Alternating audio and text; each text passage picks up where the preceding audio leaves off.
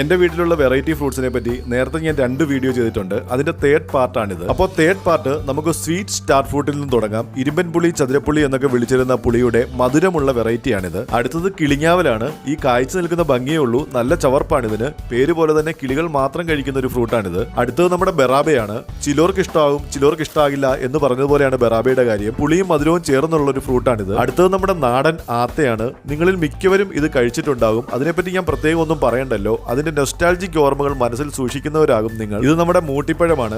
കാട്ടുപഴങ്ങളിലെ super star ആയിരുന്ന മൂട്ടിപ്പഴം ഇപ്പോൾ നാട്ടിലും വളരെ കോമൺ ആണ്. പച്ചക്ക് കഴിക്കാനും അച്ചാറുണ്ടാക്കാനും വീഞ്ഞുണ്ടാക്കാനും ഒക്കെ ഒരു അടിപൊളി ഫ്രൂട്ടാണിത്. ഈ കാണുന്നതാണ് മധുര അമ്പഴം. നമ്മുടെ പഴയകാല അമ്പഴത്തിന്റെ മധുരമുള്ള വേർഷനാണിത്. ഒരു ചെറുമരമായി നിന്ന് വർഷം മുഴുവൻ കായ്ഫലം തരുന്ന സ്വീറ്റ് അമ്പഴം നല്ലൊരു ഫ്രൂട്ട് പ്ലാന്റ് തന്നെയാണ്. ഇതാണ് ഇന്തോനേഷ്യൻ പപ്പായ അല്ലെങ്കിൽ ഗോൾഡൻ പപ്പായ. കാഴ്ചയ്ക്കുള്ള ഭംഗിയാണ് ഇതിന്റെ പ്രത്യേകത. അപ്പോൾ വീഡിയോ ഇഷ്ടപ്പെട്ടെങ്കിൽ ഒന്ന് ലൈക്ക് ചെയ്യുക. ഇതിന് മുമ്പുള്ള പാർട്ടിന്റെ ലിങ്ക് താഴെ കൊടുത്തിട്ടുണ്ട്.